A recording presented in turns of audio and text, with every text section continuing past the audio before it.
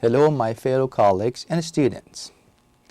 This podcast is produced for those of you interested in integrating laser into your practice of dentistry.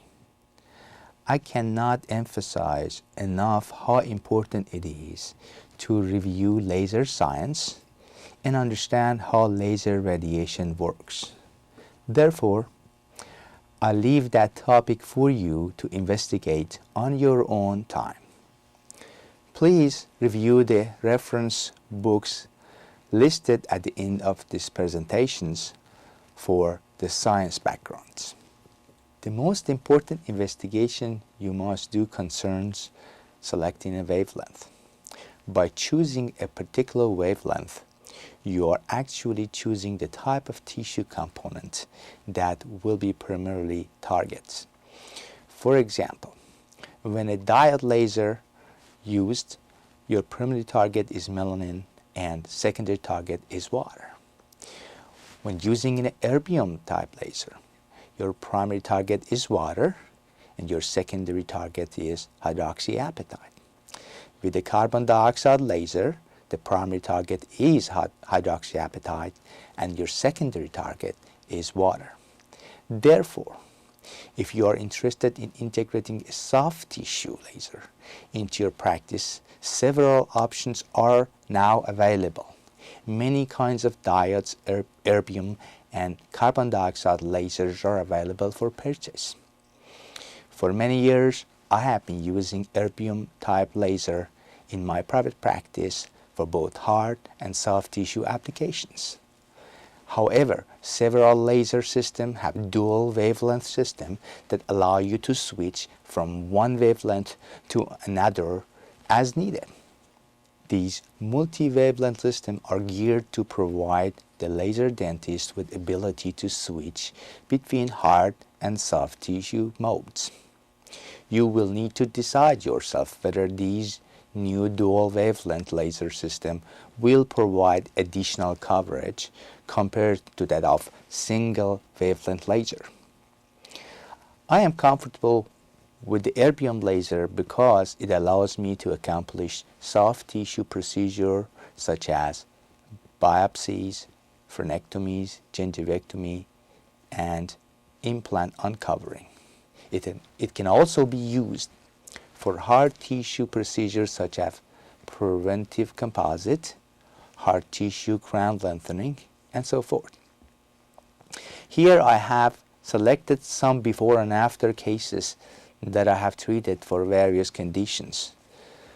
For example, this is aphthous ulcer before treatment, and this is the same lesion after treatment. On these before and after slides, we can see how laser radiations of as little as 1/4 watts of a power with a 1:11 air to water ratio with 20 pulses per second for duration of approximately 60 seconds can be used to treat the lesion. Herpes simplex lesions vary in size and may need a varying power setting for treatments of the lesion. On this example, I used 90 seconds of 1/2 watts power with 1:11 air to water ratio with 25 pulses per second about a few millimeters away from the lesion. I use a circular motion until I reach the desired laser tissue interactions appearance. Most frenectomy, if they are not very fibrotic, may be treated with 1 watt of power. This particular case took about 90 seconds to cut through the fibrotic attachments, and after I'm done with a frenectomy, I like to irradiate the lesion with 1/2 watts of a power with sweeping motions to create a laser bandage over the surgical site.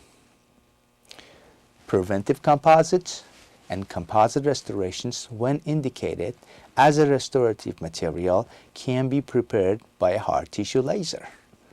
Most preparations on this slide were completed with 5 watts power for the enamel portion down to 2 watts power for the dentin portions.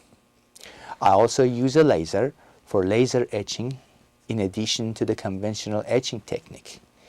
Many times you will be asked by a patient to replace their broken amalgam with a cosmetic restorations. When this is indicated and patient occlusion permits you that option, you can irradiate the tooth to complete a procedure that I call laser conditioning. In many cases, laser conditioning will allow you to use a high-speed handpiece to remove existing fracture and amalgam particles or leaking amalgam without the use of anesthetic.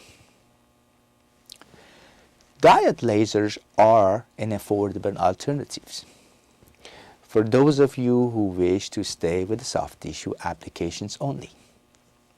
I would like to remind you, and I feel required to mention, that the success of your dental practice is largely dependent on the sound financial decision that you make every day. Therefore, you should evaluate and review the return on investment when you purchase equipment.